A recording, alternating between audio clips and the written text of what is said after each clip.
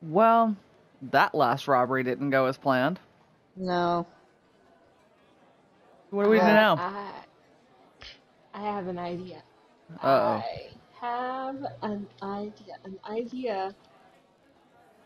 My idea is we rob another train. Okay.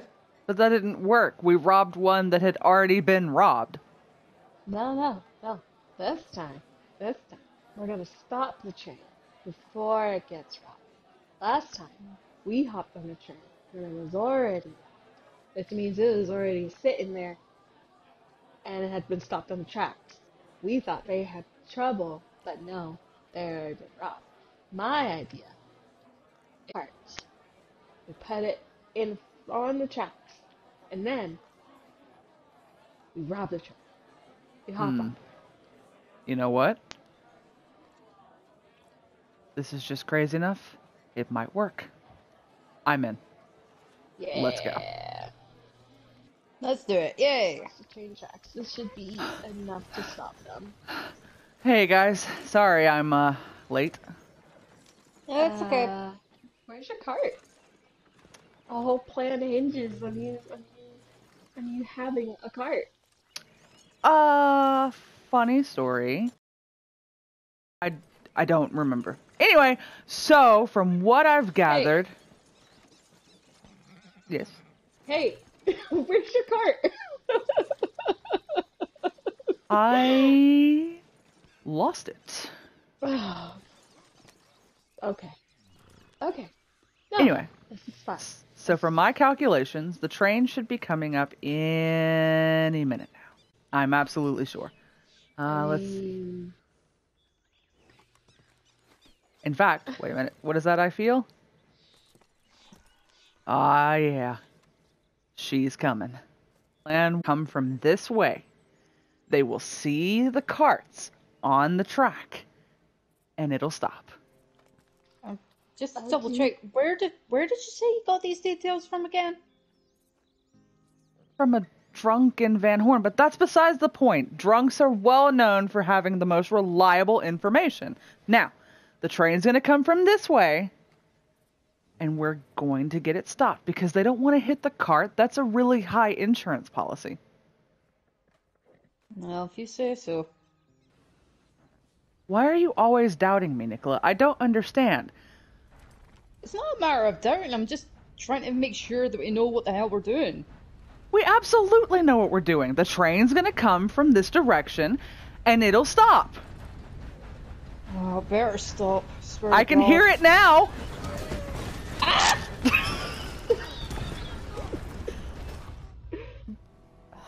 You know, see, I told you. What did I say? What exactly did I say? God damn it, this is why we shouldn't dress drunks around here.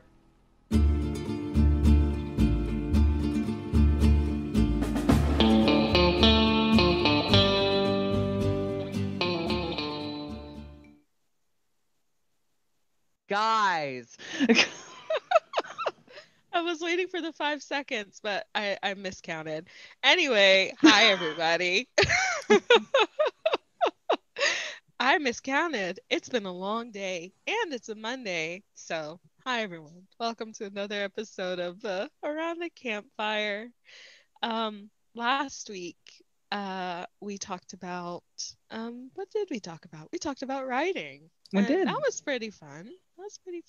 Also, that was when we had recorded before Mick's live signing on the 21st. Today's the 22nd, so we had recorded a week in advance, and it was fun. He had Steve J. Palmer on. He told stories. He sang songs. Even sang the French national anthem. He did. Yeah. And there was even discussion about Mick and Steve traveling the world doing ghost hotels, and I would watch a show like that. I would I too. think that'd be great. Yeah, like basically Ghost Bros. Steve would be like, the history of this, and Mick would be like, that's really pretty cool history, and then he'd be like, look at this fucking thing. Steve would be like, ah, yes, look at the history, and Mick would be like, that's great. Come get me, ghosts! Come on, have at me! It'd kind of be like BuzzFeed mysteries or BuzzFeed Ghost with the two hosts, where they're just like, we're gonna go do ghost hunting. Hey, it's me, ya boy. Hey demons, it's me, ya boy. Well, You know, even better if I came stateside, we all go on a vacation to Colorado and stay in the Stanley Hotel. oh my god, that would be so funny. And then we have to invite like Mick along and be like, so where was it you saw your shadow? It's like Yeah. that So- doesn't look like my shadow. It's like, oh, that's not my shadow. It's Oh. not my shadow. Knowing my luck, I would get dragged into the TV like Poltergeist. So So Probably. funny story, and this happened to click when you said something about the two bros. When I was doing online radio hosting, the show that we did was part of a paranormal radio group, and it was PQRN, Paraquest Radio Network is what it was, which was really funny because if you ever look at a Q and you're dyslexic, it always looked like porn. So yeah, more than one person got in trouble for looking up porn on their computer. But our show was Friday Catch Up, and the intro, which was recorded by the network producer, his name was Greg. He recorded an intro for us, and we were known as the hostesses with the hostesses with the ghostesses from the before times. I mean, sorry, my cat had knocked down my mic with her tail. She was just like, "You're not recording anymore. Don't record. Just pet me." But yeah, I think that'd be fun. Just kind of like ghost hunting. I mean, most of the ghost hunting places around here are mostly like, go to this bridge. It's got ghost children. I was just What's- like, yeah, and the bridge in the next county over does too. Like, we don't corner the market on ghost kids on bridges, y'all. what's that one place in Louisiana that I've usually seen a lot of talk about? Was it the Myrtle's Plantation? It's Myrtle got Plantation. the haunted Yeah. mirror or something like that. Haunted mirror. It's pretty much got the whole shebang. Funny story about Myrtle's Plantation is there's actually a rule because it's Louisiana. It has to be a rule that no one is allowed to practice voodoo or use Ouija boards on the premises. It is completely banned. If you are caught even like looking like you might do voodoo on the property, you will be escorted away. Yeah. Fed to the gators. Possibly. They did not confirm or deny that part, but we can assume yes. I figured it has something to do with like just the whole religious aspect of it. Mm-hmm. I mean, as That- they're just like that voodoo and- curses. Yeah, that and there is like it's weird. Louisiana is a very strange place. Like it's incredibly religious, especially Christianity wise, but a lot of people have this weird kind of underlying fear of voodoo. Like even the most most religiously like devout person who does not believe in witchcraft gets a little nervous at the mention of Marie Laveau. Marie Laveau, Actually- for those of you that don't know, is considered the queen of voodoo. Yeah, I had no idea who she was until I saw like a Ghost Adventures thing, and I was like, okay. And then I just continued. Yeah, Marie Laveau. It's kind of a sad situation. So Marie Laveau was a woman of absolute legend, and like as anyone who has paid attention to anything Louisiana wise, they know that Louisiana is filled with hauntings and ghost stories, and for some reason Louisiana is obsessed with death. And so they when Marie Laveau died, they actually the Catholic Church was so afraid of her that they built a saint. They built a statue like right across the street from the graveyard where she is, which is St. Louis Cemetery number 3, I think. And but yeah, they built a saint to try and protect and keep her in her grave, essentially. And then they had a really big issue of a lot of people would show up to make offerings. And legend has it, if you were to go to the grave and draw 3 X's, I think it was, it's either 3 X's or just 1 X, I'm not sure, but it was X's, and leave an offering, then she would give you blessings from beyond the grave. And so, yeah, her gravestone has been just really, really vandalized over the years. Someone went through and painted it pink to try and just vandalize the grave entirely. And it's like, guys, Like, regardless of what your faith is or isn't, whether you have faith or not, I have a very firm opinion on when it comes to, like, desecrating graves. That's it's just disrespectful at the end of the day. That's the way I see it. it is. And it's like, no, you don't, like, even if it's like from a really despised person, you still, don't trash a grave. But it's, yeah, don't go to a cemetery anywhere and be a knob, is what I'm just saying. Yeah, don't vandalize like someone's grave, like, especially even if you're bored and, like, I don't know, maybe it's the weird goth kid in me. I would go like hang out in cemeteries. What is the deal with me just calling myself out here recently? I don't like that. But yeah, I would go hang out in cemeteries, and we would go get, like, my friend and I would go get lunch, and we would go hang out in the graveyard, and we would eat. And, like, that was fine. Like, in fact, that's what a lot of them were designed for, was for families to come and gather. I mean, so me and my friends, one time when we were going around Edinburgh, we literally hung about Greyfriars Kirkyard, which is obviously famous with the tourists, at least, for the story of Greyfriars Bobby, the little police dog who watched over his master's grave. Yeah, because his statue is just right outside the cemetery gates. It's a fascinating graveyard because it's, like, old as hell. And there's a private school right next door to it, so they've got a lovely view. And there's actually, like, for all the Harry Potter nerds out there, there is a grave that has got the name Tom Riddle on it. And all the Harry Potter fans that go to Edinburgh to see, like, the Elephant Cafe and the likes, they go there and visit the grave. And I said to my friend, funnily enough, do you wonder what that guy in his grave's thinking when he sees all these people coming to see his stone? You'd be wondering, why are these all my descendants? Why are people coming and swooning over my gravestone? What have I done? I think he's more of like, look at all these nerds. Yeah, nerds. Look at all these nerds. Like, I'm flattered and all, but, like, even better if he was ultra religious and, was, like, averted to the whole witchcraft idea. You'd be thinking, why did they think I was a dark wizard? How dare they? how dare I was a firm Presbyterian who went to church every Sunday. Or it'd be really unfortunate if he was, like, if he had been, like, killed for, like, suspected witchcraft. And it's like, well, come on, guys. That did happen in Edinburgh. So exactly. So it'd be like, come on, I'm not a wizard.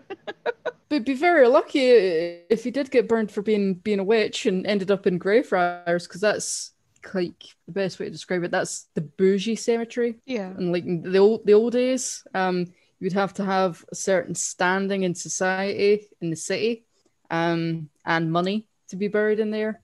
Because you could not be a pauper and go in there. But yeah, they've got their own poltergeist in that cemetery, because it's got a lot of dark history, and it's an interesting thing to research if you look up the Mackenzie poltergeist. The internet will be able to explain it a lot better than I will. So that's homework for everybody. Google the Mackenzie poltergeist. This is not what we were going to talk about. How did we start talking about ghosts? Oh yeah, Mick. Never mind. I mean, we could still go into it because ghost stories are very creative. Yeah. It's a bit of a stretch. Well, I mean, look at it this way. Ghost stories inspired a lot of, like, different types of tales and things like that. Like, Frankenstein was written by Mary Shelley because she was, they told her that she couldn't write a compelling ghost or scary story. And she was like, you know what? Fuck you. And wrote it anyway. So yeah, I mean, like ghost stories have been part of like our whole kind of culture. We write these stories as to tell tales and to try to scare each other or try to get people to act right. Cautionary tales and all that. I mean, if nobody has read like the actual proper Dracula story by Bram Stoker, I highly encourage people out there to do so because that is a great story. Do not read the sequel. And if you're wondering, there's a sequel to it. Yes, that was my response too. But take my advice. Don't read the sequel because it's dog shit. I was so mad. I've never been so upset reading a book before. But yeah, ghost stories, science fiction, horror, regular fiction and all of that in between is, it's usually been inspired by something. Like bibliographies are, some people write bibliographies because they hear the stories of somebody and then they want to like try to find out more about that person. Here's a question for you, ladies. Yeah. Being writers, who would you say are your big writing inspirations or author inspirations? Like if you had to aspire to be a specific type of author in a genre, like Stephen King or the likes, who and what would it be? I didn't know there was going to be a test. Surprise! Pop quiz!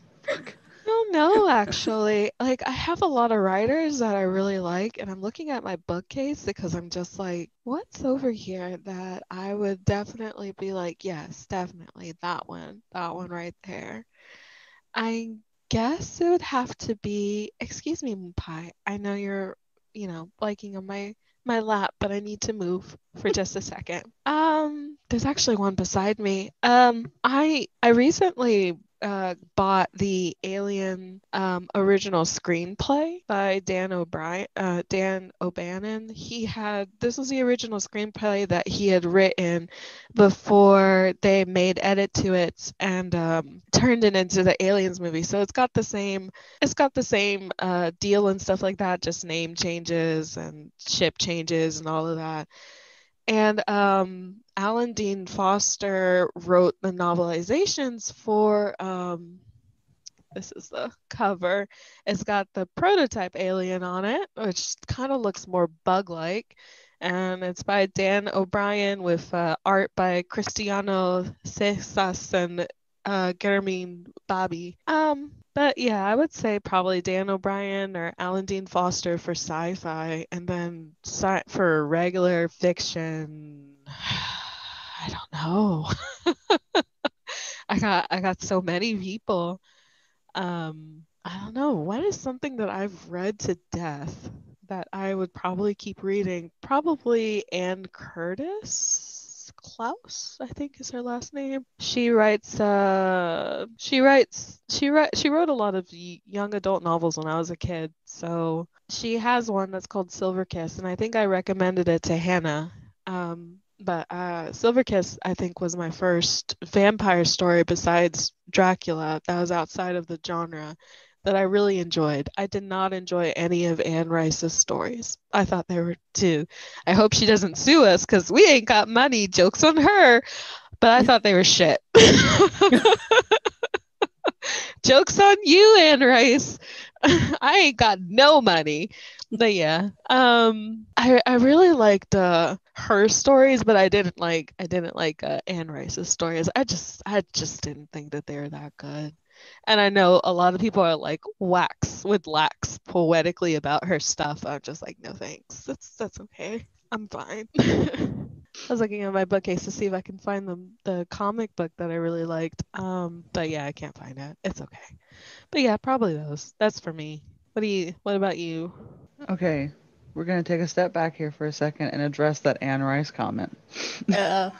Oh no. I mean, no. I mean, obviously, like writing and reading stuff, it's individualized for everyone. And I will agree that like her later stuff was really, really garbage. But I really genuinely enjoyed a lot of the A lot of the, especially the earlier Vampire Chronicle stuff, I really liked it. Hmm. I mean, when she kind of took on the religious tone, I've really kind of tuned out of that one. But yeah, and I haven't read anything that she's done since, so I have no idea if the series is good. But yeah, I mean, I can understand Anne Rice is not for everybody. I was just picking on you because when I was a kid, I genuinely like I had Interview with the Vampire memorized, Yeah. movie, book, everything. I had it memorized cover to cover. And yeah, my favorite Anne Rice book was Blackwood Farm, I think it was called. Hmm. And that one was probably, yeah, that one was absolutely my favorite one in the entire series because it Yeah. was very, very Louisiana toned. It didn't feature, it had Lestat in it, but only because the main character was telling him a story about his past, Hmm. basically. But yeah, that one was the most interesting. As far as the author that I aspire to be or be like, I guess, Neil Gaiman. Yeah. Neil Mm. Gaiman can write anything. He can write comedy, he can write tragedy, he can write you name it, he can write it. And he can do it pretty well. Mm. I mean, you look at, say, Good Omens, he did with Terry Pratchett, all the way Hmm. down to American Gods. He's written children's books. He's basically the James Patterson of like goth world, Mm. essentially. But yeah, he's really good. I just love the way I love the way he uses words. Like he has such a control over the English language that he can just take these words and go, these words, they are mine now. I shall make them whatever I wish them to be. And it happens. Mm. Yeah. I mean, I think that he's like I think that he's a really good writer too. Like I think that he the way that he writes is very, very unique in Mhm. that it's not, I guess, would be typical or normal, but Mm-mm. he's had I think he said that he's had years of doing this, of doing writing and stuff like that.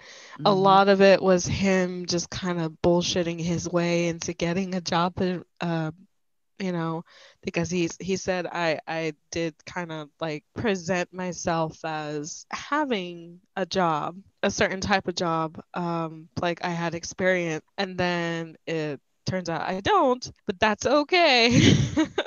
I I mean, mean, yeah. now, yeah, now you can't do that. You can't just like pretend that you know what you're doing.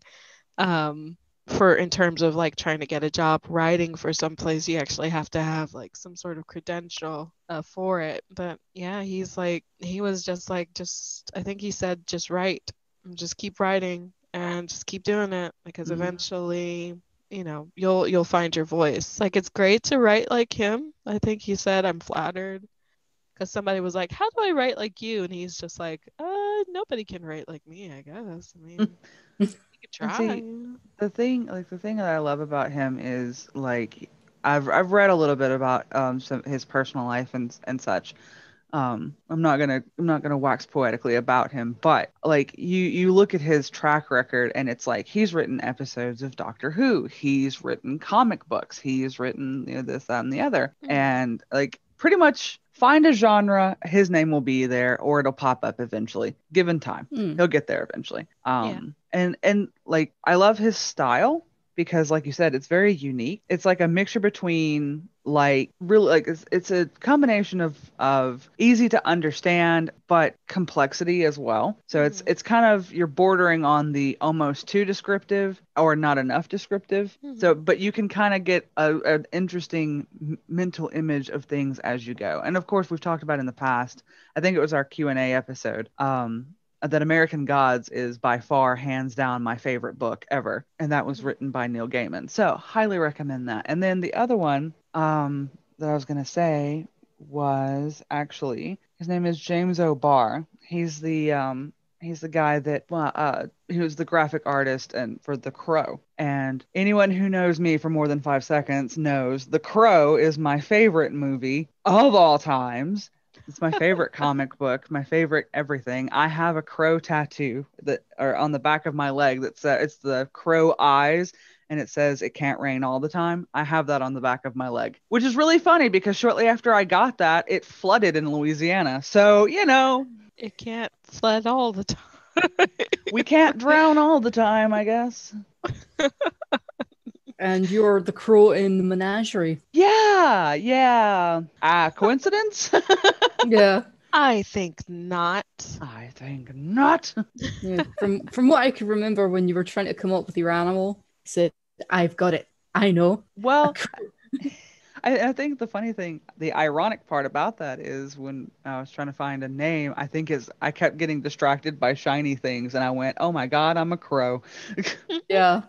Yeah, I think that's fun. I mean, yeah, just I don't know. I guess it's tough to kind of figure out the writer that, really inspired you because there's like a ton. I used to live in the library. Not like I had a bed there. I would have, but I used to live in the library, so I would regularly check out books, that were probably not within my reading age group that I was supposed to like as a kid. And just there was a lot of like writers that I would pick up that I don't remember the names of because, this was like the 90s. I didn't take pictures of like their titles and stuff like that because I never had my camera with me. But yeah, like I would regularly go to like the library and find a book that I thought the premise sounded interesting and just go from there. And so it's really tough to kind of just find the people that you were just like this one absolutely, because I think really as writers we're inspired by a bunch of different people Hmm. all the time, and it's always evolving and changing. Like we have our loves. Like, Jackie, you said that you wanted to try to write like Anne Rice at one point, and then you realized that you were just copying, and then you started to change it. Hmm.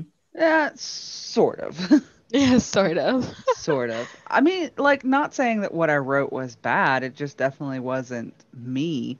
It was definitely very. I mean, it was good, sort of. I mean, you could I sort of wrote say, it, so whatever. It's probably bad, but I mean, you could sort of say for like the authors that do kind of like predominantly young adult fiction and it's in the post-apocalyptic dystopian kind of like genre, you could Hmm. sort of say that a lot of them are clearly inspired by Orwell, by like what George Orwell essentially set as part of the genre. Like he didn't invent the dystopian fiction, but he is kind of like one of the cornered it. what he is one of the predominant figures within that genre, and rightly so, because his stuff's really, considering the time that he wrote his work, like Hmm. during the, like before the end, like at the end of Are you okay?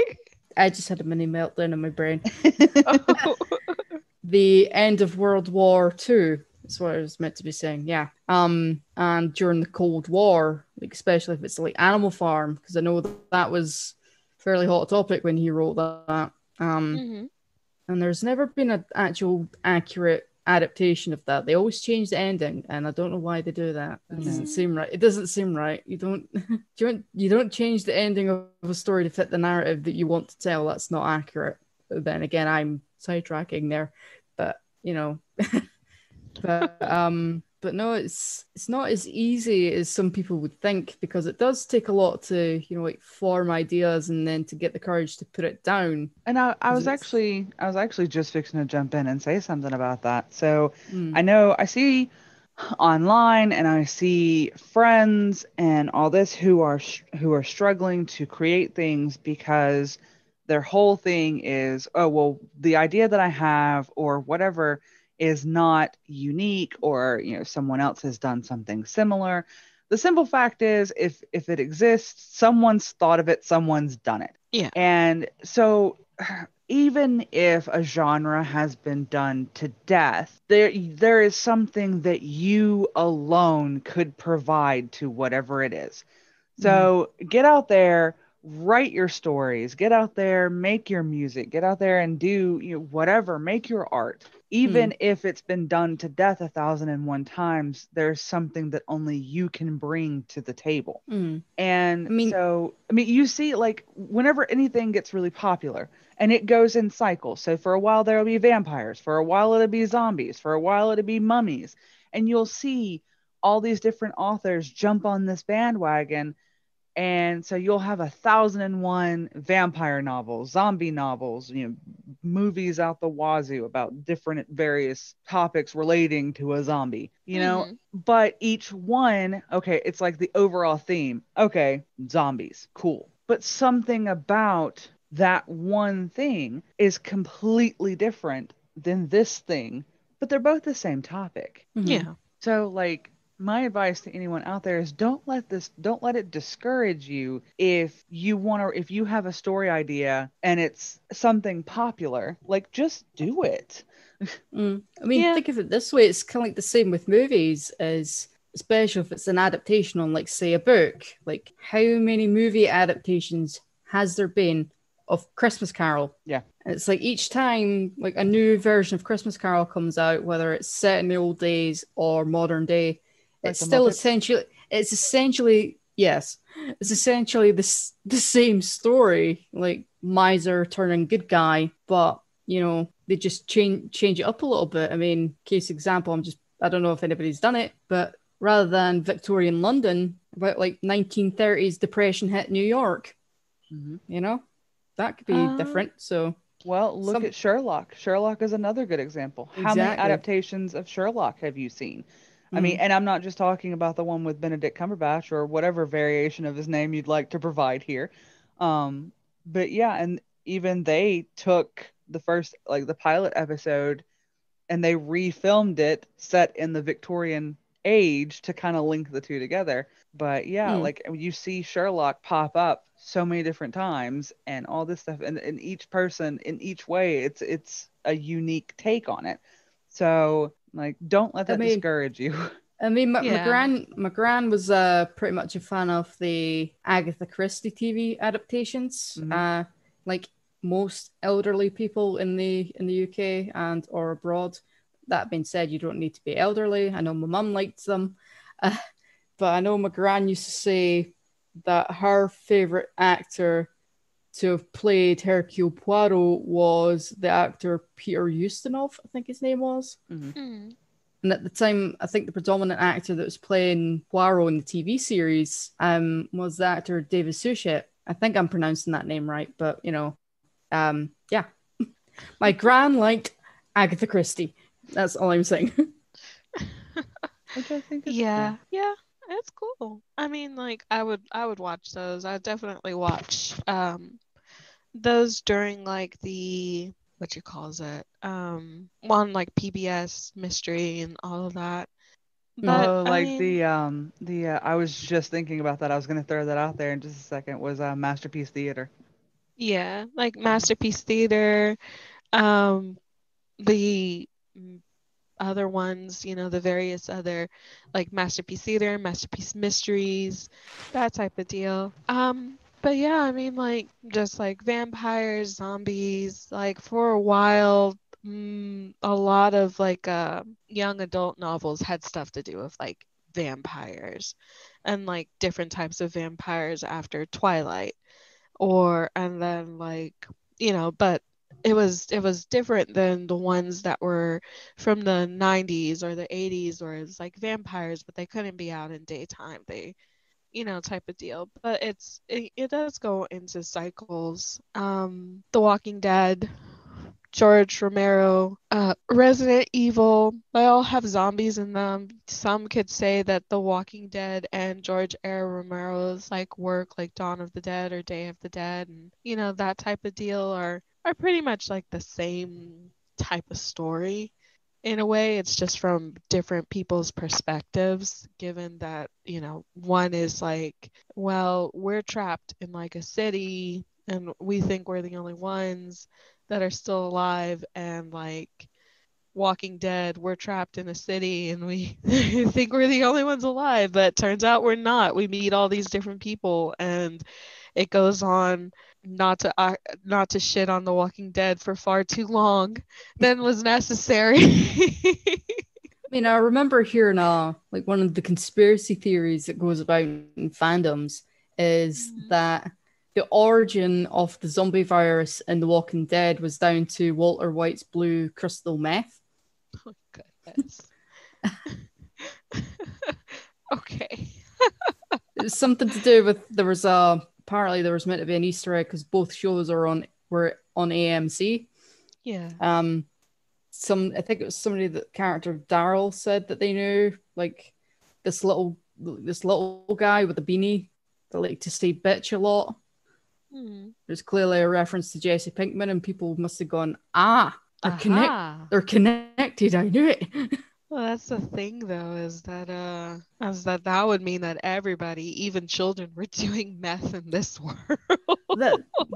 That being said, that's not the strangest conspiracy theory I've heard coming about in any fandom. The weirdest one had to be this really morbid theory about the Rugrats, that it's all in Angelica's head, that the twins, Phil and Lil, were actually they were never born because their mother aborted them. That's why they're twins, because obviously they were never born, so they wouldn't have known if it was a boy or girl, so why not you have two? Chucky and his mum were killed in a car accident. That's why Chucky's dad's always a nervous wreck. And apparently Tommy was meant to be stillborn or something. That's the theory that I've heard, and I'm thinking, okay, that's pretty dark.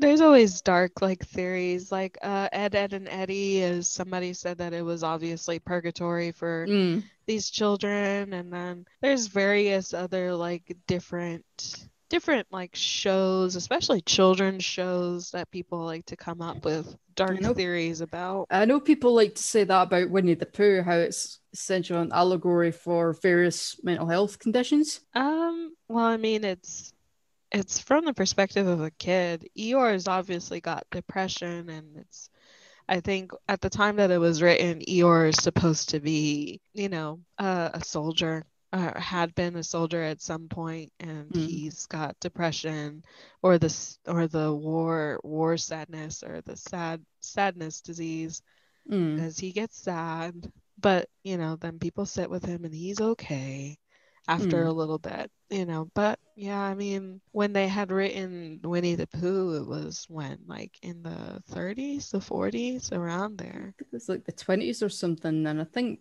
the author A.A. Milne, I think he'd actually served in the First World War. Yeah. So that would explain a lot. So I mean, like, there's a lot of children's stories that people are like, dark theory, and I'm just like, okay. Can't it just be a kid's story that's just all light and happy without any morbid adult thoughts going in? Well, I think it's like this. If you've got a story that like resonates with a lot of people, some people like to make up their own theories because it fits in with their mindset. Currently, it fits in with their current mindset. So dark stories and things like that tend to be like the dark theories and things like that tend to be people thinking about the different variances of like X reason why this character is like this, or why this character is like that type of deal, I mean, it's true. You look at any fandom, whether it's like Star Wars, Marvel, DC, even RDR2, everybody has got their own individual headcanons that they kind of like how they interpret whatever universe it is that they're involved in. Again, like I said, whether it's Marvel or the likes. But I know I have my own personal headcanons, and some people might have that same mindset, some people might not. But like I said, it's an individual thing. I think that's the part that makes it fun, honestly. Yeah. I mean, I've headcanon several characters being bisexual, but that's just me. So, and I know I'm not the only one to have done so in the past. So, well, yeah, there's a lot of people, especially if you're like on Tumblr and stuff like that, that headcanon certain characters as trans. There are certain characters that are bisexual. There's some characters that aren't.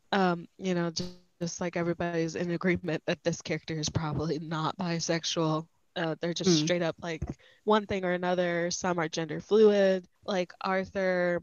Especially with Arthur. Arthur was, from what I've seen, sometimes people would, have him as bisexual, have him as trans, like, he's I've seen a few stories where female, he's, yeah, where he's female to male or male to female, stuff like that, or gender fluid. So yeah, I mean, there's nothing wrong with that. Obviously, if it's a harmful type of thing, then yeah, there's nothing wrong with that. If you're just doing it to make fun of someone who is trans, or who is, bisexual or pan or aro I or mean, asexual, then yeah.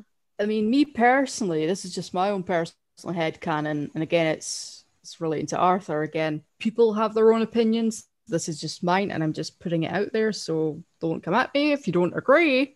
But I do personally headcanon as either being bisexual or asexual or both. And that's just the way, that's my personal belief. And also putting it out there, I headcanon that Dean Winchester is bisexual as well. So because I am myself, I'm bisexual. So I think, for me personally, I think you can have a headcanon for whatever you want. And to me, that's what makes it fun. It makes it more relatable. It makes it more enjoyable, I think. My issue comes in, like you said, when you use it as anytime you use something that's supposed to be fun for everyone as a weapon, I don't agree with that. So these people that they get this idea in their head, and it's like, aha, here's my supporting evidence from the game. And then they accept it as full fact, and they argue, even turn into outright attacks because you don't think the way that they do. And it's like, okay, that's cool. You're allowed to have your thought process. You've got your, we'll use Red Dead Redemption for just a perfect example. Case example, shipping. Yeah. So as long as what you're doing is not overall harmful, if I'm scrolling through and I see a ship that I don't like, guess what? I just keep scrolling. That's theirs. If it's for them, then cool. That's meant for them. That's how they get enjoyment out of this. I'm not going to tear them apart for it. But the same cannot be said in certain toxic environments when, like, everyone just wants to attack, and it's like, nah, no, I'm right. No, we're here for everyone to enjoy this. And I wish people that did this toxic bullshit of just attacking people at random, I wish they'd realize, if you dwindle a fandom, you give people less reason to make more games and more content.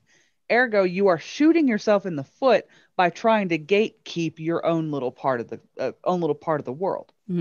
Because if you chase it, like, okay, let's say right now we've had, I'm just gonna lowball every figure I'm fixing to throw because math is terrible.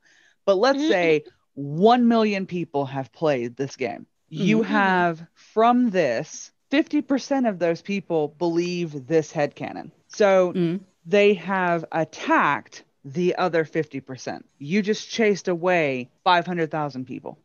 You've left 500,000 people. Well, now you have no one to fight, so what's going to happen? Fights are going to start breaking out within that group, and it's going to tear it down even further. Exactly. And so let's say by the end of it, you end up with, we'll say, 25,000 people that think the way you do. Well, anyone who's a game developer is going to go, well, this game sold 1 million, but now there's only like 25,000 people that are interested in it. Is it really worth it to make another game like this? No, not really. We'll just move on to something else. Ta-da. And that's how fandoms end up destroying television shows, books, movies, etc. I mean, you see it, you see it all the time. Like, you're looking deep enough into any fandom. I always liken fandoms as factions. There's factions in each fandom. And like every fandom, there's the toxic side. And if you find yourself within that area, you wade very carefully, because people are usually very easily angered and upset in that faction. And most of the time, they will come for you. So don't wait. Like, basically a warning, if you're going to be wading into any toxic side of any fandom, be prepared. I'll Be put it to you prepared this and way. don't be prepared and don't be surprised if you end up coming away a little bit upset or offended or pissed off or something. I'll put it this way. If you're on the side of the fandom that doesn't make you like feel good like we all did when we all left Mixed Stream yesterday, like that was honestly one of the most beautiful things I'd ever seen is just this group of people that like got together, we were talking amongst each other, everything was fine, no fights broke out, no disagreements broke out, and then when Andrew or Skyrocket won the coin, which by the way, congratulations. Yay. Everyone congratulated it. Like it wasn't oh man, I didn't win, or well, fuck this bullshit, I want my money back, or some other toxic bull like that. Everyone went, yay, Andrew, yay. Like, and that was just such a beautiful moment. And I think moments like that we tend to take that for granted in a way. It's moments like that kind of like keep you in fandoms and within communities. And then, like we said, there's other moments where you think, oh, there comes the toxic side. I know what faction they've just come from. I know what one they belong to. Can we, not get them involved in this thing that we're doing because, their negativity is going to be bringing down the energy on our side. And, we don't want that because we're having a good time. We don't need this outside influence interjecting with our bullshit. Yeah, it's like that picture of that meme that's going around. Yeah, we don't do that here. Yeah. Like I think we might have mentioned it before. There's been, I think it was like times in the past where some of the cast members were doing live signings, and some people thought to try and quote unquote start shit within the comment section, and rightly so, they got shut down. Not by just people in the comments, by the host, which is really uncalled for. Which is really uncalled for people in the comments to be going onto somebody else's social media feed and basically antagonizing and just ruining the party mood. Yeah, because then it makes it no fun for anybody, especially the people that are doing this, because the simple fact is, okay, these celebrities are doing this because they need to make money, but at the same time, like they don't there are other ways to make money. They don't have to do this. And so it's at the end of the day, what some people need to realize is these individuals are of a certain standing, whether they're a star in a TV show, a movie, anything like that. If they're a celebrity, they have their own lives. They don't have to be doing sitting in front of a phone screen for 4 hours signing things. They've probably got other things to do, spend time with their family, just do everything else that anybody else does, really. But just they don't have to put up with that just like anybody else does. So they're not immune to having their feelings hurt. So yeah, just because they're celebrities, I mean, they're still people. They're still people. They're human. They're human. Yeah, they still have emotions. They still have feelings. They still have all this stuff. And it's like the people that think once you become a celebrity, you no longer have the ability to talk about politics. Yeah, and I will also interject as well, just because somebody's a celebrity and if they're known for specific phrases or catchphrases, they are not a performing monkey. Agreed, 100%. They are not a performing monkey. We can love them and we can value them and we can appreciate the work they put into a certain character or whatever. But that doesn't mean that they're not. Those people are not ours. Yes, they've done something that entertained us, or even in some cases saved lives, or whatever. But that doesn't mean that they owe us anything. Yeah. It's tough. I mean, to go back to the interjection and negativity that can happen, the only time that I ever feel like something needs to be said about a ship is if it's obviously problematic.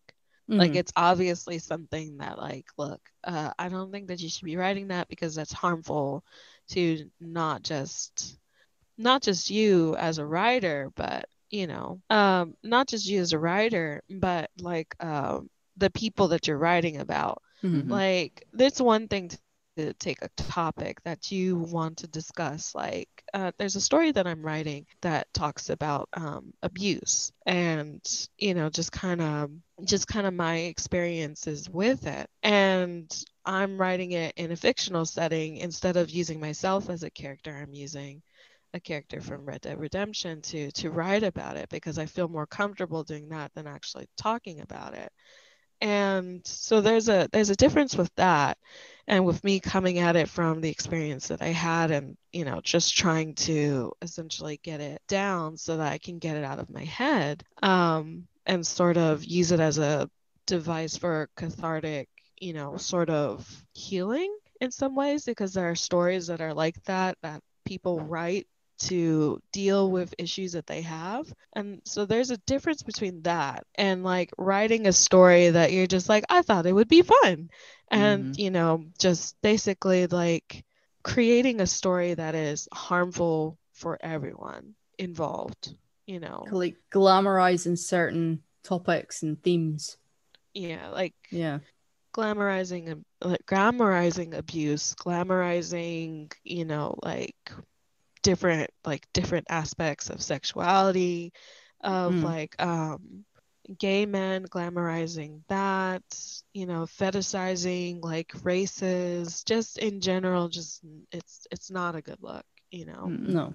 And so yeah, there's a difference with that. And then of course there's like, I'm not gonna, like I said before with Anne Rice and the other person, I'm not gonna shit on this ship. I'm not gonna shit on it. But there are some ships, especially within the RDR community, where it's like, if you don't ship what they have, you are obviously wrong, like terribly, horribly wrong. Like, why are you even here type of deal. And my friend Alicia and I ship something that would be considered a rare pair.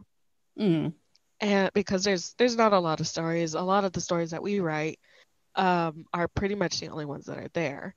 There are some people that write for it, but we're like the only ones that are relatively active, type of deal. And so me and her, she's tried to talk to other people about it. There's a few other people that like the ship and like, oh, I love it, type of deal. And then there are people that are just like, oh, well, I don't see it. I just see them as this. I just see them as that. And then she's kind of just like, why are you here then? Why are you telling me? Why are you talking to me and asking me why I ship them, and then turning around and just going, oh, well, that's nice, to me. Like, I don't see it. That's nice. And just basically ignoring it. And she feels sometimes discouraged because they'll ask her about it. They'll ask her about what she's writing, and they'll follow her and everything. And then they just basically ignore, anything that has to pertain to it, because it's not anything that they like. And then she's kind of just like, why are you following me? Because that's something that I primarily post. And so it becomes one of these like things where it's like, there's a person that didn't like Sadie on Tumblr. They had written like a thing about it, and some of the points I agreed with, because I did feel like sometimes Sadie's character was like she's a strong female character, which is great. But sometimes it did feel a little ham-fisted in some of the aspects of her character. Like it felt like these were things that were not essentially added in last minute, but just it just felt like Fan service? I guess in a way they wanted to get it out there that she was this type of person. And I think that they did get it, but at the same time it did feel like, like it wasn't well written at the same time. Like a lot of the aspects of Sadie is something that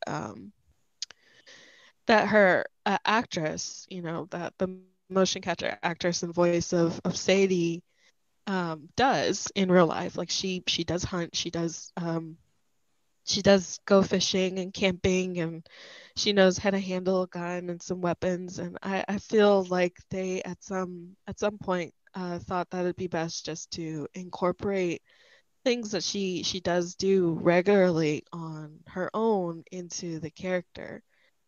Um, so for me, it was just sort of like, I don't know.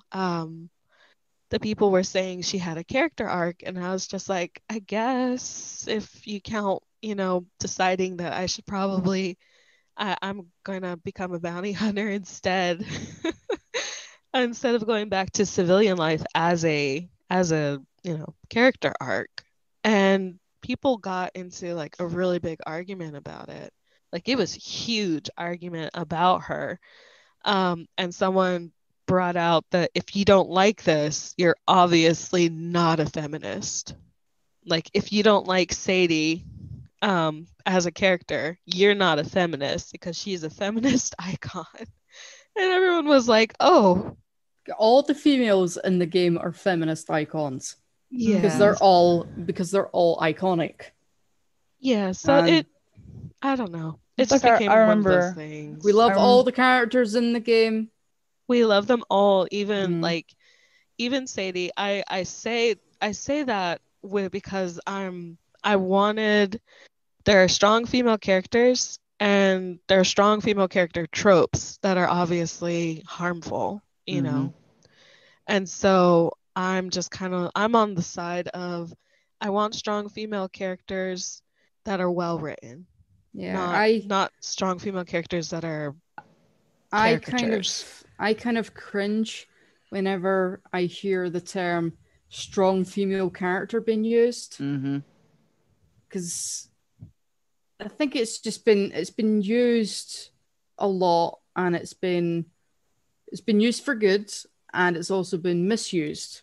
Because my personal pet peeve, not saying that Sadie falls under this, but I know other characters in other realms of fiction have, is proclaiming a character is strong, independent, badass, yet nothing shows in their actions to kind of like confirm that. Like, they don't do anything quote unquote badass. They kind of like just, they're more like a damsel, if anything. And it's like, well, how?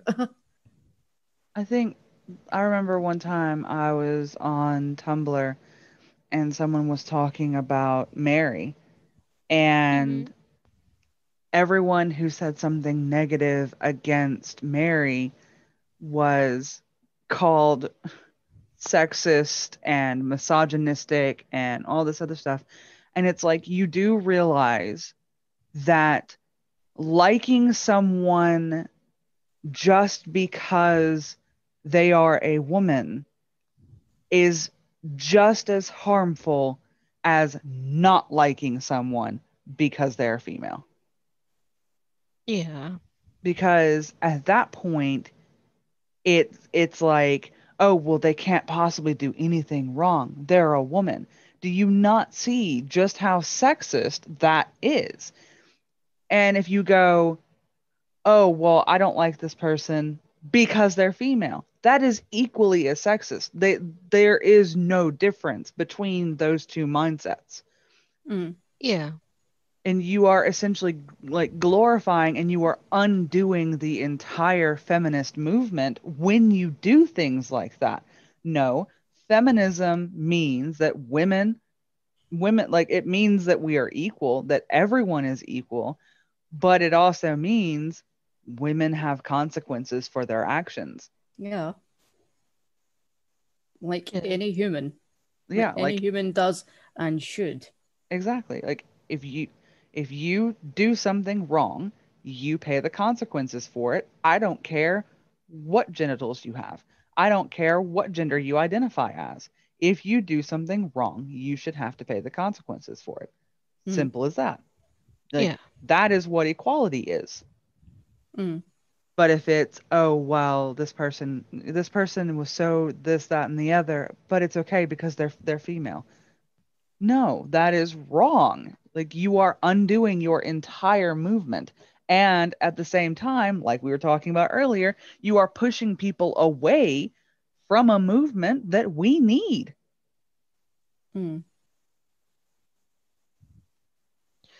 Yeah, I don't know, it's tough because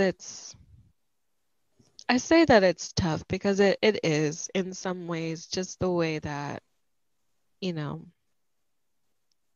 just things pan out, I guess, in terms of like fandom. People have their own opinions and thoughts, and sometimes it's like, oh, well, I never thought of it that way, and everybody's like, wow, okay, yeah, definitely, I can see that type of deal. Where sometimes the other coin is like, no, you're wrong type of deal, or Yeah. I don't see it that way. I'm gonna keep questioning you on why you like this and wondering why you don't like something that's, more popular than that type of deal. Well, just amongst the three of us, how many times have we had discussions? And again, we'll throw it back to Red Dead. How many times have we had discussions about certain characters? And it's like, I don't personally see it that way, but I could see how you would see it that way. And that's really cool that Hmm. you think that. But I personally, in my experience, saw this, this, and this. Oh, okay. Well, I don't see it that way, but that's awesome that you see it that way. Like, Mm-hmm. you can have differing opinions and it not turn into a huge fight and it not Mm-hmm. turn Yeah. into like we've had discussions about Dutch. We all three have different experiences, different, things that we saw within the game. So we all formed three different opinions. And that is Mm-hmm. fine. That is Mm-hmm. absolutely fine.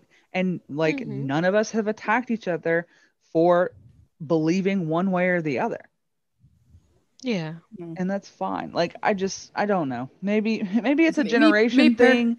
me personally, I can't be arsed with arguments or anything the like, so I tend to avoid anything like that. So I get bored of arguments really, I really quick. I I don't have the energy for that. I really don't. My mom is the same, but it's yeah, the joys of fandoms. I mean, people are kind of like, well, why should I be in a fandom then? And I was like, because, you know, Best way to describe most fandoms, again using Red Dead as a example, it's like the Wild West. hmm, It is like the Wild West. It is. it is. It's very much like the Wild West. Well, You're gonna here's you're gonna meet some O'Driscolls on the road. Oh yeah. yeah. You could be going along in the train and then suddenly somebody stops it and it's been held up. So Hmm. But to change the topic entirely, because mm. Nicola wanted us to talk about something very, very specific, because she has some good news that she would like to share. Oh yeah.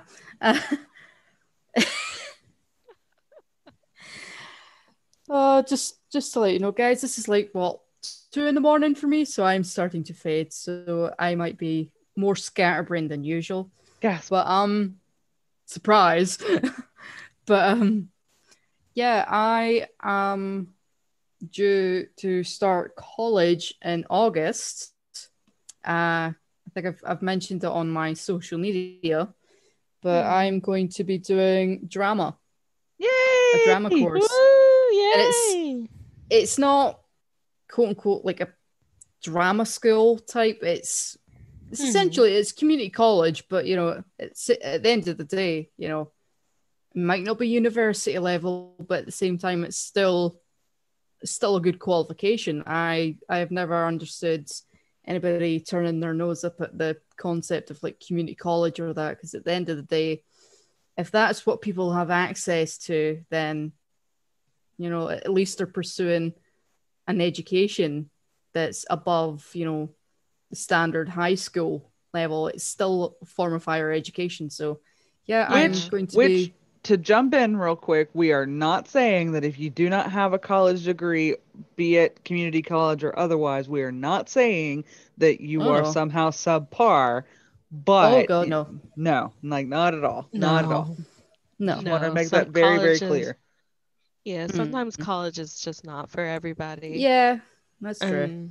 And sometimes, people take a bit of time to get to where they need to go to. Sometimes life takes them on various little pathways and roads, and then finally they get to where they need to be further down the line. I wear the t-shirt for that example. But yeah. So yeah, it's a new venture that I'll be taking after 27 years of essentially doing what society and what others quote unquote expect me to do, or what's expected of me. I think I've saying this like I'm some ancient dinosaur, but I think I've gotten too old and I've just gotten tired to the point I'm thinking, right, okay, can I just do what I want to do now? My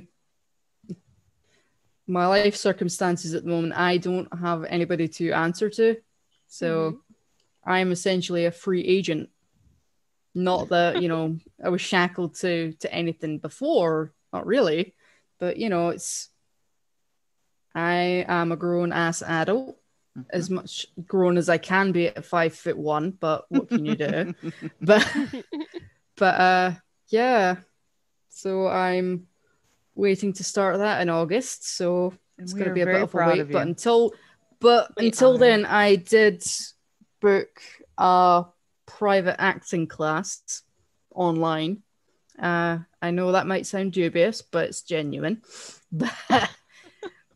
But no, I just need to hear back from that because I literally just booked that several hours ago. So onwards and upwards. There might be a light to the tunnel, and I've been in the dark ass tunnel a long time. I've provided you with a light, but no. In all actuality, I just want to say that I'm very proud of you. Like I know, like we've been talking for a while, and I've watched you struggling with your own inner conflicted brain of should I do this? Should I not do this? Should I do this? Should I not do it? And so I'm very, very proud of you for finally going, I'm going to do it. Because I will say that this podcast and in fact as well, streaming for the podcast is really therapeutic, I would say. And it is brought me a little bit more out my shell because I've always said to myself that anybody that gets to know me well enough eventually learns how much of a weirdo I am. that I keep repressed a lot of the time around normal people in society. But then anybody that gets close enough to think, oh, is that what you're really like? God, how do we shut you up? But the thing is about like, because I know confidence isn't an easy thing to acquire, because that is one thing I've heard for years since I was a kid. You need to get more confidence, build your confidence up. But easier said than done. It really is. If you struggle within your own head, which I have done and do still, I'm learning very slowly not to be ashamed of that. But it's something that I've been dealing with for many years since I was a kid, really. But kind of like just find ways to bring yourself out, whether it's through writing, art, anything creative. It does bring out kind of like your own energies, so to speak. If that makes sense. No, it does. Make sense? And then that makes sense. Just to kind of add on to that is and this is going to be kind of a content warning for just a second. A few years ago, I've always struggled with depression. I've always struggled with, again, content warning, trigger warning. I've always struggled with suicidal thoughts and suicidal ideation. And so there's multiple phases when you start getting into suicidal tendencies and such. So you have the thought enters your brain of, I need to kill myself. Then it moves on to what they call the planning phase, where you start putting a plan together and all that. And then the very end is the attempt. So I I've always struggled with mental health. I've always struggled with these kind of thoughts and ideations. And a few years ago, I hit probably my lowest point. Mm-hmm. And it got to the point it got to the point where it was like, I know I've said point a lot, but it was, what is the point? Why? Mm-hmm. What is the point of keeping going forward? And I've always been better at, like, I'm a writer, but I've also always been better in visual. So like Mm-hmm. when I'm trying to explain things to people, say like mental health, it was always like, here, let me show you. And so my plan was to make a video, because I just started getting into like video editing and kind of tinkering around with it. I was like, Mm-hmm. the last thing I want to do is I want to make something so that when people ask why, they have an answer. So they can see and hear kind of what I was dealing with. And so I went outside and I got footage and I pieced it together and I recorded audio and I looped audio together and made like a whole little mini production of what it's like. And I uploaded it to YouTube. Mm-hmm. And I felt better because I enjoyed it. I loved that. I loved piecing footage together. I loved figuring out the audio and how to get it to loop together. And I loved it. I loved it so much. And I was like, aha, there it is. I have found something that I like. And Mm-hmm. so when I started editing videos together, just kind of playing around, it was like, I was always happier while I was doing it than I was with the end result, because it was always like, all right, cool, I'm done. What now? Mm. And Mm-hmm. then, so when like this whole podcast idea came around, it was like, well, I have audio editing experience. Mm. I can do that. Hey, I know a lot of people upload their podcast to YouTube. I can do that. Can you And say that it's just like a part of the curse of being a creative mind is you enjoy the process, but then when you're confronted with the end product, that's when you pick it apart and kind of think, oh, that's not how I envisioned it in my head. Why didn't I do it this way? And it's a lot of what ifs. you know, Mm-hmm. honestly, what I think it is, It's a because pain. It is I a really, pain. it is, and I really had to sit down and evaluate it, because every single time I have worked on any kind of big project, I'll sit there and I'll look at it and like, I'll have all this joy and euphoria of actually doing this thing and like, yay, I've done it. But then afterwards, when that feeling of euphoria and aha, I'm doing it is gone, then it's like, oh God, it's there. And I don't think, and this is just personal experience, I don't think I actually hate whatever it is I created. I hate the fact that the process is done, Mm. but my brain doesn't know how to. It basically, the signals get mixed up. And so instead of, oh man, the process is done, now I need to go find a new project, it turns into, oh God, I hate it. And you Mm. will always find flaws in whatever you do. Like, oh, well, I could have done that a little better, or I could have done that transition here, or, it probably would have been cooler if I'd added a little bit of a fade out on that one audio wave. Like things like that. You'll always find something. Mm-hmm. But it's like, Mm. okay, I can't necessarily go back and fix what I did, but the next time I do this, now I know what to do. So I've just started learning, taking it all as a learning experience and realizing that I don't hate my creations. I hate that the process has ended. So if I Mm-hmm. keep moving on to a new project, I'll be better.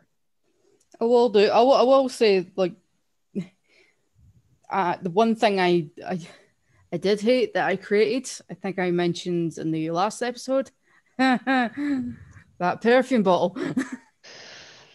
That's the thing that I've genuinely hated. Well, I mean, even your teacher hated it. He went to Antarctica to get away from it. So, He did. You He know, was if just- only he was honest enough to say that's why he was going. But It's too bad. But no, creativity in and of itself has saved more lives, but I also think it has lended to the torturous minds of a lot of creators, be that artists, painters, or whatever. Yeah. And like, really stop. What I ask of everyone is just really stop and evaluate. Do you actually hate what you've created, or do you hate the fact that the process is over? could you not say that kind of like falls under the starving artist trope, almost? In a way, yeah, I could definitely see that. It really honestly would. Um, but then it turns into like they're kind of also starving for their own creative outlet. So, and it's like I know for me personally, if I don't have something to work on, or I don't like oh my God, these past 7 days living in a hotel, which I'm finally home now, and I'm so happy. Um, but just living in the hotel for a while, it was like I didn't have anything to do. So I threw myself into the podcast, and now I've gotten too far ahead. And it's like, oh, well, shit, I've never been in this position. What am I supposed to do now? And it was like, guys, come on, let's record. Let's do something. And everyone's like, but we're busy. Too fucking bad. Let's do something. In a way, creativity is like a drug of its own. You can kind of get stuck in your own perpetual loop, I suppose. But yeah, so just any aspiring artists, writers, people that want to start their own podcast, people that want to do just anything, like just do it. And if you find yourself staring at it afterwards going, thanks, I hate it. Because I know there's audience members out there that have been plagued with the old doubting voice that wriggles into your brain. But you know, it's do what you want to do. And try and, as best you can, dismiss that voice. I mean, it's not easy. I mean, speaking from personal experience, I hear that voice near enough on a daily basis. Sometimes it's quiet, sometimes it's not. But it's just learning to figure it out. Find your true voice, and you know, basically grab the microphone from the loudmouth bastard that's basically interrupting everything and squatting in your brain. I think I think my mom put it best, and I've heard other people say it as well, but the first person I personally heard it from was my mom. It's the negative voices you hear are the conglomeration of all the people that have said negative things to you in your past. And it's just constantly finding fuel. So everything that you've done wrong, or you perceive to have done wrong, everything that you've done, all this stuff, and it just adds to that negative voice, or a new voice gets added or whatever, and it's constantly evolving. Your voice is in there, but like you said, sometimes it's being drowned out by all these other voices of people who have done you wrong. And it's like, after a while, you kind of have to go, why should I give you any sort of attention, and why should I give you any sort of power? I mean, really, what good have you actually done me? Yeah. Other than hold you back. Other than hold me back, or like appeal to my rebellious side of, oh, you want me to, off myself? Well, I'm going to create this thing out of spite just to show you that I can. And then I end up creating videos that I can't watch because it's too triggering. So that's fun. But you still got it out there. I did. Whether you can watch it or not. And it took a lot of courage for you to make that. So it did. It honestly did. It really did. And like now that's kind of a weird milestone. I actually thought about because it is triggering. Not to see, I can see it just fine. I can go and like click the link and not click the link, but I can like share it and all this stuff. I just can't actually watch it. And the reason is not so much the imagery that I use, it's the voices that I use Mm-hmm. because I recorded a lot of very raw emotion. Yeah. Everything that I was hearing, everything that I was feeling, everything was I recorded it and I put it onto that video. And it's very raw and very real. And so Mm-hmm. it's very triggering, so I just kind of avoid that one. Mm.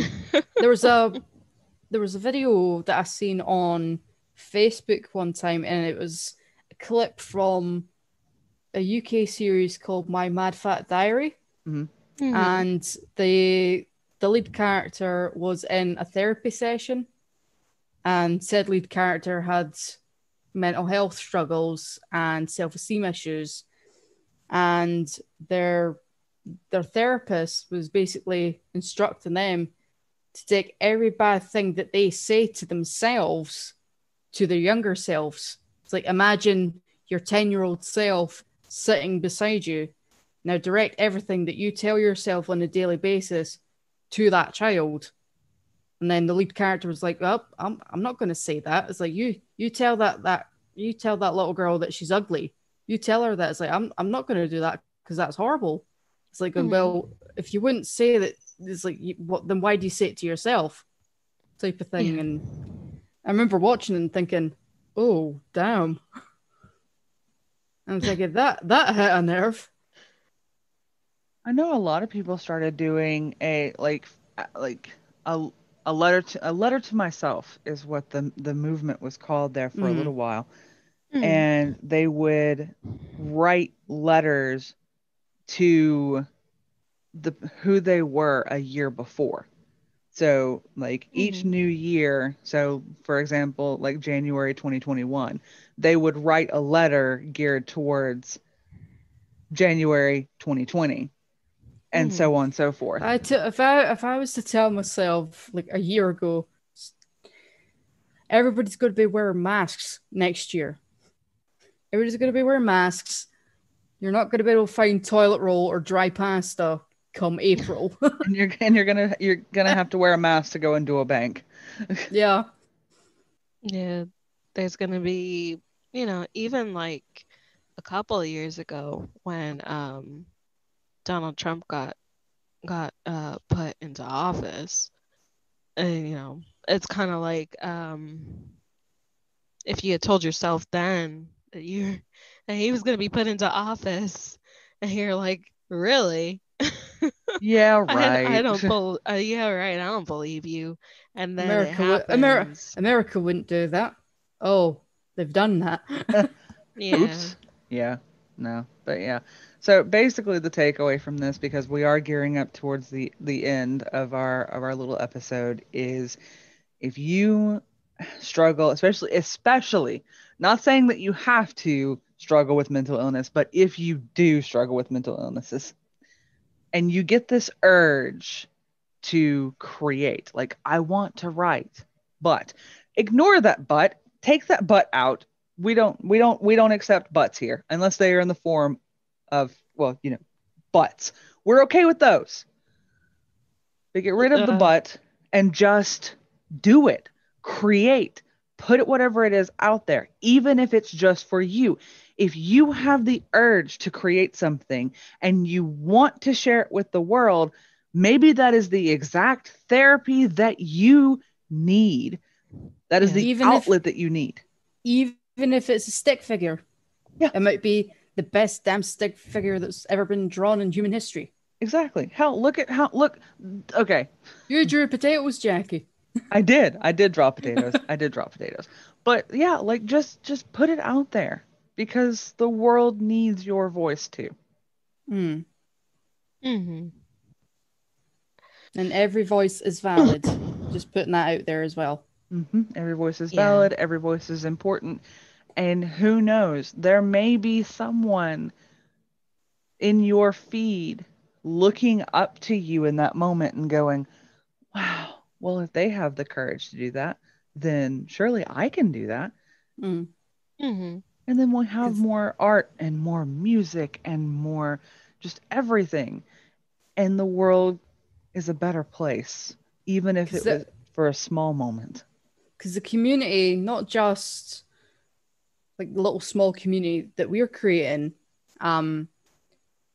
not just the RDR community, or any fandom community, just like the human community, there's a lot of creativity over a wide variety of cultures, individuals, Mm-hmm. and there's a lot of voices out there, so add your voice to the crowd. And for just a little while, the world will be a better place. Yep. So, with that being said, thank you guys so much for tuning in for another week of Around the Campfire, and we will see you all next week. Bye, everyone. Tatty bye.